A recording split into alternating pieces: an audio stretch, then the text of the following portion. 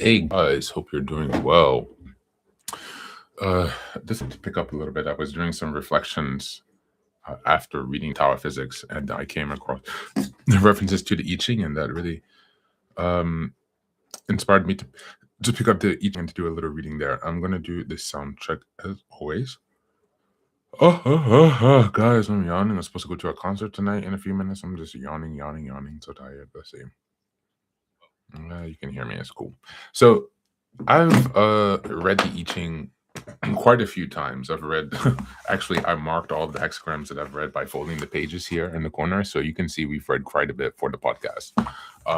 There are many, 64 different hexagrams. And each hexagram is kind of like, you can compare the I Ching. It's like the Western version of tarot cards, maybe, like the tarot cards, the things. I have those also. And so this is kind of like the Chinese version of tarot. That's like probably not the best way to explain it, but if you're trying to understand what is the I Ching. And so on this page, it shows you how to use the I Ching. If you've listened to the podcast before, you have seen how I read through them. I normally just read the entire hexagram. And I don't use it in this kind of prescribed format. So I'm going to explain to you how to use the I Ching, how to consult the I Ching. Number one, shake 3 coins in your closed hand and drop them. Count heads as 3 and tails as 2, and add the value of all 3 coins. 3 heads equals 9, 2 heads and 1 tail equals 8, and so on. Number 3, if the number is odd, draw an unbroken line. If it is even, draw a line that is broken in the center with the numerical value of the line next to it. Number 4, throw the coins again to get the second line for your hexagram. Draw the line above, not below the first line. Number 5, repeat this procedure until you have 6 stacked lines. Remember to proceed upward from the first line, not downward. Your hexagram might look like this. I will show you an example. So this is kind of the graphic of how the hexagrams will look. I think it's not really focusing. This camera sucks. There. Now it is focused. You see? So there's like a straight line, a solid line, then there's a break in the line, and then a solid line, and then a line with a break in it. So that's what they mean when you're walking through this to build the hexagram, and then this diagram is going to tell you what to read. That's where we're going. Okay, the 6th step. To find out which hexagram this is, consult the chart printed on pages 3 and 133 for convenience. The bottom 3 lines are the lower trigram, and the top 3 lines are the upper trigram. The number on the chart that lines at the intersection indicates which hexagram you have thrown. An example above is 50. So this is an example of the chart that you will use to figure out which hexagram, right? So you're going to go to the trigrams. The upper trigram is the first 3 lines of the diagram when you're rolling the not rolling the dice, but tossing the coins. And then the other trigrams on the bottom, the last 3, will be the second one. The second group that you'll use to determine. And then on this chart, you will be able to determine where which hexagram you're looking for based on the combination of those 2 trigrams. Okay, so read the text for that hexagram up at a section that says first line. Beyond that, read only the section for those lines which changed in your hexagram. Changing lines are those with a value of 6 to 9, or 6 or 9. In the example above, lines 1, 3, and 6 are all changing lines. I need to read that one more time. Read the text for the hexagram up to the section that says first line. Beyond that, read only the section for those lines which changed in your hexagram. Changing lines are those with a value of 6 or 9. In the example above, lines 1, 3, and 6 are all changing lines. Number 8, or step 8. Having read the hexagram's text, and that of any changing lines. Now convert the changing lines to their opposites. An example above, the first line now becomes unbroken. In the third and sixth lines become broken. Look up the new hexagram. In this example, it is 54. And step 9. The text of the second hexagram is read to further illuminate the instructions of the first. Do not read the text for any lines. Just read the opening paragraphs. Okay, so this is how we work to identify the hexagram for the I Ching. So maybe we can do an example right now. Just sharing that one more time. Where is a pencil? Get a piece of paper or something. And I need some coins. This is going to be fun, guys. I never did it this way before, actually. I normally just open it up and read it, but they said don't do that, actually. But I was more interested in just reading, like, what is this text and understanding what it is, but I haven't used it in the practical way. The same with the tarot cards. I have tarot cards also, but I don't really do any kind of, like, specific ritual around that. Let's see.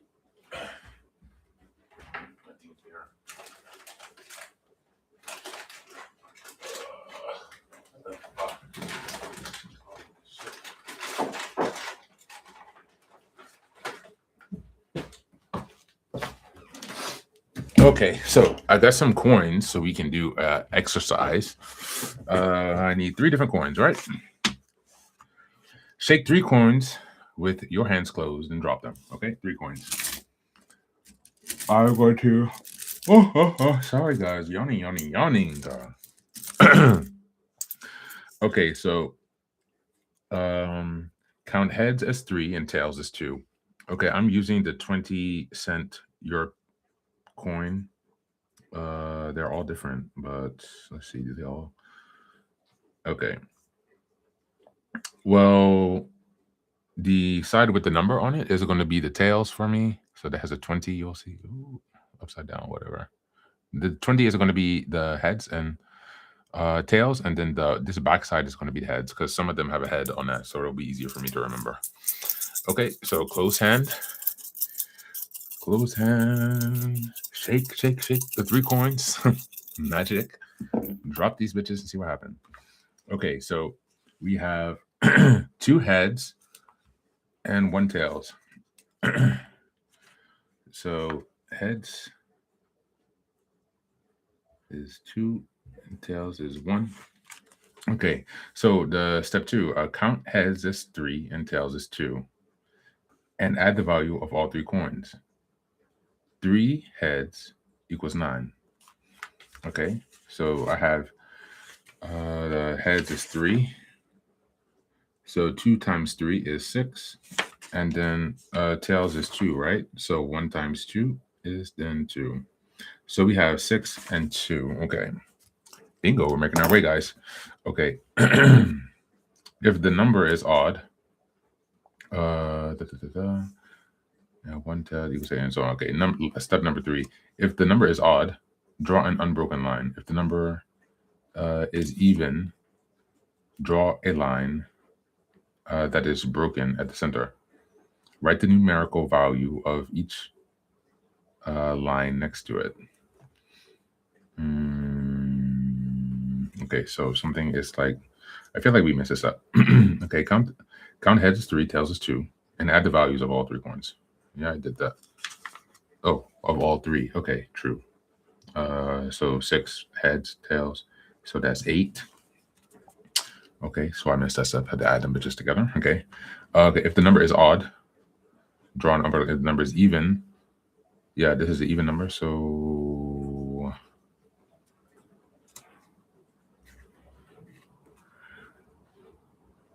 I don't understand. Okay, so down, so it's even. So draw the first line with a break in the middle. Okay, if the number is odd, draw an unbroken line. If it is even, draw a line that is broken to the center, and write the numerical value at the line next to it. Okay, so that's 8. Okay, and now what else about these other lines? Okay, if the number is odd, draw an okay, now throw the coins again to get the second line of the hexagram. draw this line above, not below. Okay, so yeah, that's also an important thing to notice. I already started that. So we're going to start the first line up to the 6. So I kind of started a little bit backwards. But let's see. I'm going to start it here. There we go. And so we basically have to just keep doing this process for 6 times, this little math situation. So heads is tails 2, and heads is 2, and heads is 3. The times, the multiplication. Heads is always times 2 or times 3, and tails is always times 2. It doesn't matter what kind of coin you use, as long as it's like an even coin and you clearly can indicate which one is head and tails. I think it's probably better to use a consistent coin, just energetically, and so things are more mathematically working out in more equal chance. Okay, so again, I have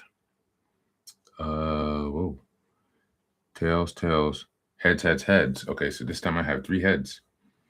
3 times 3 is 9, 0. And so then if it's the second one, first line, second line is 9. 9 is odd, so that's a straight line going across. So because the second one, we're going to be looking at the one here. So the first number was 8. So because it's even, I had a gap in the line. And the second one was 9. So that's an odd number. So for that, you put a solid straight line. And then we do this 4 more times. And that's going to give us the hexagram. Ooh, falling around. Okay. And now I have, tails 3 times. Nice. I didn't plan that out, I swear. So again, 3 tails times 2, because the tails are always multiple times 2. And that's 6. And then this will go to 3. 6, that's even. So you do a break.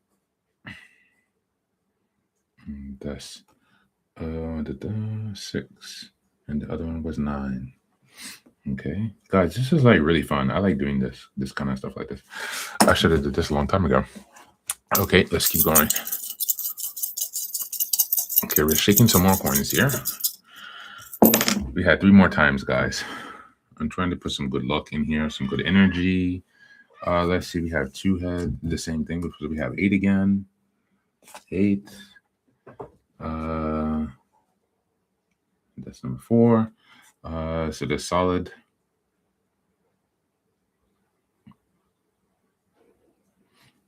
So wait, 8 again. So that's a break. Sorry.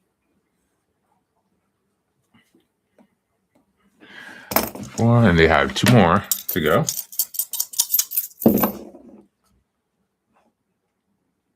Two tails this time. So we have 1 heads and 2 tails. So times 2 and times 3. So we had 3, and then so 4. 4 plus 3, 7. So the 5th line is 7. 7 is an odd number, so you have to put a straight line. So I'll put a straight line and then put the 7. I'm going to erase this one at the top so you guys are not confused when I show you the picture. So this is like the little math that I'm doing. God, this thing is like so difficult to get it to focus. Can you guys see or what? I feel like I need to get some more light here or something. Maybe that's going to work.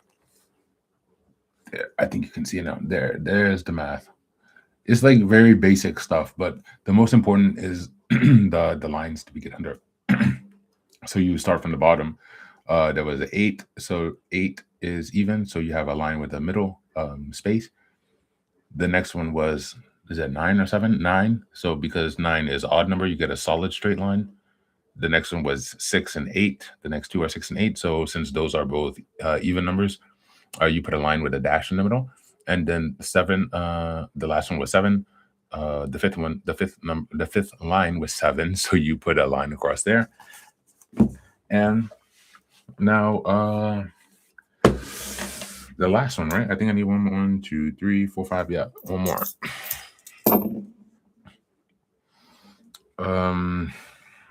Tails, head.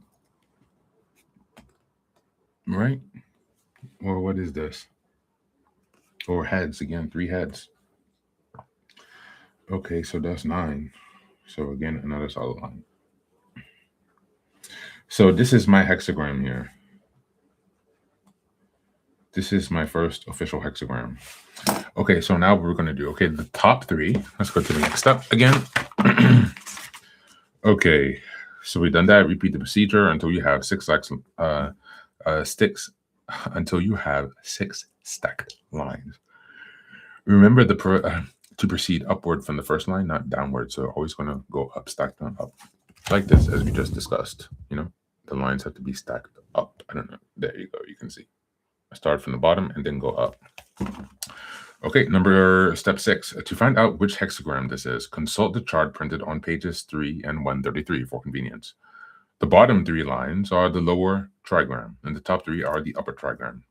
The number on the chart that lies at their intersection indicates which hexagram you have drawn. Okay, so for me, this is my chart. So this is the lower trigram, this is the upper trigram. So basically, I'm going to use this chart here to say, okay, this is the upper and then the lower, or from that side upper, and then where they intersect, that's going to tell me which hexagram I have. So I'm going to go ahead and do this. The lower hexagram is space, line, space. Space, line, space is kan, is water. Kan. And then the top, upper, wait, okay, I think I did it backwards. The bottom 3, and the upper, okay, yeah, lower. I did the lower first. Line, space, line. Okay, that's also kan. It's the same. They're mirrored back and forth. Okay, and then the upper 3 are line, line, space. Line, line, space. And this one is called sun. Okay, which is basically our wind element. Okay, so we had water plus sun. So then we come into 59. So the intersection of these two for me, I don't know if you can see it. So the Ken I had and water. So they come here to 59. So I went from there and then all the way over there. And then basically you're just doing that graph. So my hexagram is 59. My first time to walk through this process. I'm pretty sure I've already read hexagram 59. But we're going to see what happens.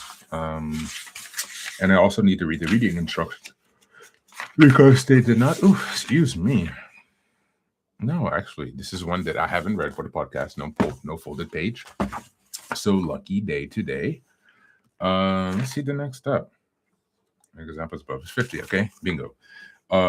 Step 7. Read the text for the hexagram up to the section that says first line. Beyond that, only read the sections for those lines which changed in your hexagram. Changing lines are those with a value of 6 or 9. The example above lines 1, 3, and 6. These niggas really says 6 or 9?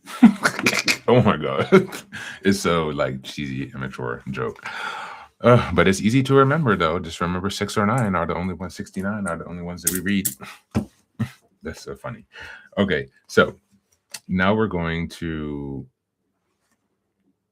read the hexagram, and then you only read the lines because there are 6 lines for each one. So you want to read the main introduction, and then you want to read the specific line that corresponds to this chart that I grew.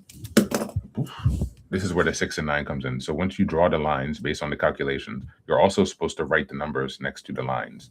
Once you write the numbers next to the lines, and again, you're going from 1 up bottom to, so the first line, second line, third line, 4th, 5th, 6th is going from bottom to top.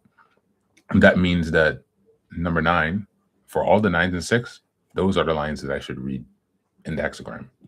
Not all of the lines, just the intro, and then those hexagram lines where I have a 9 or 6, a 69. So my hexagram was 59. And hexagram 59, here, you'll see. This is the one that I drew. Juan, dispersion, dissolution. Okay. This is really interesting because this is the first time that I've actually gone through this process, so I'm having a lot of fun with this. Juan, dispersion or dissolution. Dispersed hard attitudes with gentleness. This is ironic. I'm just already reading the opening, and then it's like making me think about the question that I just had for myself earlier, which is interesting. The hexagram one comes to indicate that there are rigidity and harshness present, either in yourself or others, and that they should be dissolved now for the benefit of all. Yeah. Whenever we fall into a negative state, such as judgment, anger, fear, anxiety, or desire, our attitude becomes structured and inflexible. As long as we remain in this condition, we cannot receive the assistance of the higher power. Okay. Damn. This is another synchronicity, guys. I'm like getting hit with so many synchronicities today. To be honest with you, I was in a situation where I was just reflecting on something and I needed this kind of feedback, and now I have it. So it's a sign. Anyway, continuing with the reading of the hexagram 59. Therefore, if we wish for a return of good fortune now, we must take steps to dissolve the harshness. The image of one is that of a warm spring wind steadily dissolving winter ice. This is meant to teach us that it is through perseverance and gentleness rather than aggressiveness that we overcome what is hard. The I Ching counsels the use of religious forces now. Employ music, prayer, meditation, a common project, or some other form of sacred concentration or ceremony to release the pent-up energy in yourself and in others. Allow harsh and unforgiving feelings to be carried away by the song of a flute, the reverberation of a drum, or the sound of the wind through the trees. In your mind's eye, see where the flow of positive energy is blocked. And then imagine this place as an ice flue breaking up a thawing river. I've never seen that word before in English. Flue, Floe. Flow. No. Whoa. I've studied too many languages. Sometimes I'm like, what is it? Fole? I'll have to look that up later. Anyway, continuing with the hexagram. Until the inflexibility is removed, there can be no unity, either within your own spirit, with others, or with the sage. Remember that inferior emotions are hard, where the attitudes of the superior person, acceptance, detachment, modesty, innocence, and equanimity, have a quality of softness to them. By returning to this now, you ensure your own good fortune. I love how these things end. It's like a fortune cookie, you know? It's like literally like ending like a fortune cookie. Let me read that last thing because I was really feeling that. Remember that inferior emotions are hard, where attitudes of superior person, where the attitudes of the superior person, acceptance, detachment, modesty, innocence, and equanimity, have a quality of softness to them. By returning to this now, you ensure your own good fortune.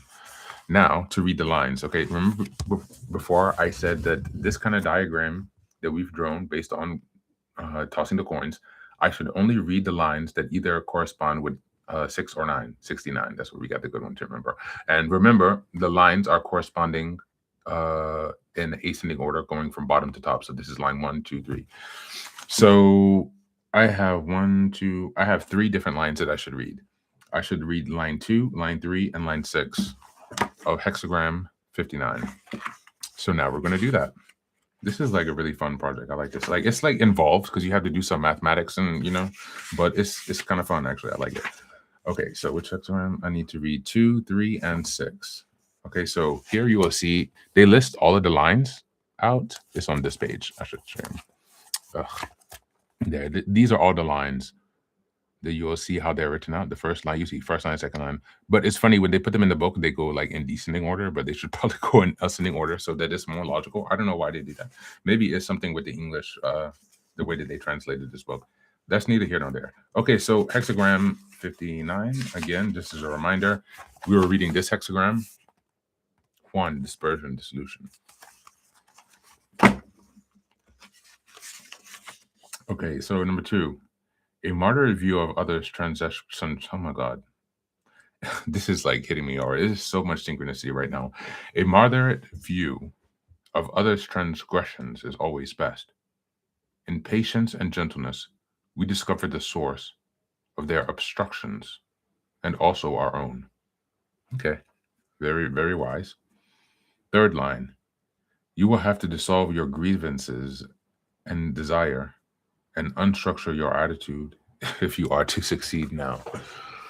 Oh, Lord have mercy. Okay. Okay, yeah, I got it, universe. The universe is really hitting me today with all this. It's like, here we go. Line 6. If you focus on negative feelings, you create a dangerous situation. Lead yourself and others away from misfortune by adhering to modesty, neutrality, and calm acceptance. So, this was quite an interesting experience because I'm getting a lot of this is really resonating with me. The feedback here is really resonating. And so a little bit at a loss for words, I could say, but it's a little bit at a loss for words, but this is, yeah,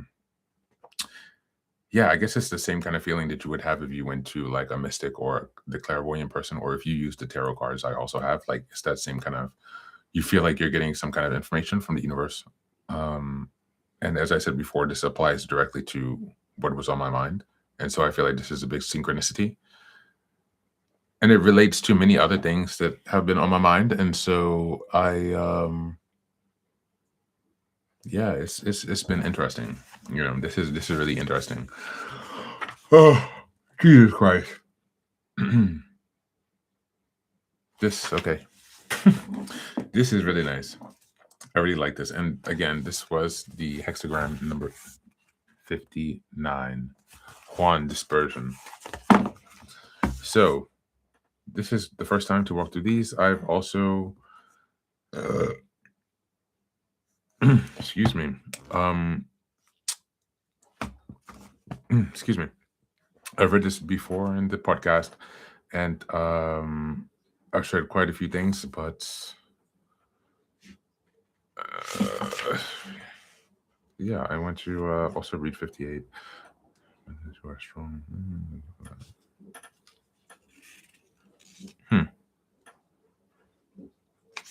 This hexagram here, the one behind, I also haven't read this one before. I want to fold this other one just so yeah, I already did that. I don't know. I just might read this for fun because this is also something that's been on my mind. So this hexagram is called 58. Oh, this 58. Can you see it? The joyous lake. How to access joy, basically. Okay. So this is not what I rolled, but I'm just reading it because it caught my eye and I haven't read it before based on the page not being folded. Okay, so hexagram 58, joyous lake. True joy is experienced by those who are strong within and gentle without. Hexagram 3 teaches us how to come into possession of joy. In our search for success and happiness, we are prone to think that we must take aggressive action to achieve them. The instruction of the I Ching is just the opposite. Only those who practice innocence, acceptance, and detachment inherit true joy in this world. We often see around us how forcible efforts bring about what appears to be progress. Our egos tempt us to believe that these gains are lasting and valuable. But the truth is otherwise. Whatever is won by the desirous, ambitious, or demanding manipulations of the ego will soon be lost. Others can always be temporarily browbeaten into doing things our way, but only hearts won by friendliness and sincere goodwill are true over time. The I Ching teaches us again and again that joy and success cannot be forced or stolen. They are achieved gradually but steadily by those who relate correctly to others and to the higher power. To relate correctly means to steadfastly practice innocence, detachments, acceptance, modesty, and gentleness.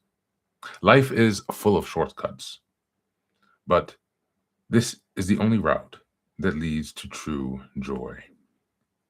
The image of the hexagram is that of two lakes joined together to keep from drying up. It is an encouragement to us to join with like-minded friends now in the discussions and contemplations of higher things. If we engage in an outgoing conversation about the proper principles with our friends, our relationships to truth is steady, and our ego cannot seduce us into fear, doubt, or anxiety that lead us away from joy. In your heart, be firm in holding to what is good and honest and correct. In your thoughts and actions, be gentle and accepting. Those who persevere in this path will meet true joy with lasting success. The first line: in detachment there is freedom and contentment. One who empties himself of all desire finds himself awash with joy. The second line: those who are insincere in resisting inferior influences meet with good fortune. Those who abandon correctness for temporary pleasures do not. If we are not firm within, there will be trouble without. Be on guard against envy, ambition, and desires. Joy is the providence of the innocent and the independent. Fourth line: if you sacrifice principles for momentary pleasure or gain, you will never know true joy. Inner conflict ends when when we turn our heads and minds permanently towards what is higher. Fifth line: one who dabbles in inferior emotions, attitudes, and actions will be undone by them. Let these things go and return to the innocence and truth. The sixth line: if we become caught up in the cares of the world, sooner or later we will be destroyed. Detachment, humility, and acceptance save us from this fate. That's also a really good one too, the sixth line. This is just to close this out. This reading is to end now. If we become caught up in the cares of the world, sooner or later we will be destroyed. Detachment, humility, and acceptance save us from this fate. I really like this hexagram. I'm glad I've read this one also. This is such a good book, guys. Now I understand why Carl Jung loved this so much. Yeah, I'm still caught about the hexagram 59, the one that I read. I'm probably gonna have to come back to that and think about what we're gonna do with that, because it's a lot going on, and I think that we can use this I Ching to help us find some peace and stability and clarity during these kind of chaotic times, right? So it gives us a nice fun little exercise to do every now and then to see how things are going. And yeah, guys, I think I'm gonna go to bed because I'm yawning quite a lot. But I'm glad I got some readings done today. I read a lot longer than I wanted, or did I not wanted to, but planned to, for both of those books. So I hope you enjoyed the Tao of Physics. I'm going to be coming back to that also. And yeah, of course, we'll be checking out more of the I Ching too. So thanks so much for being here, and take care.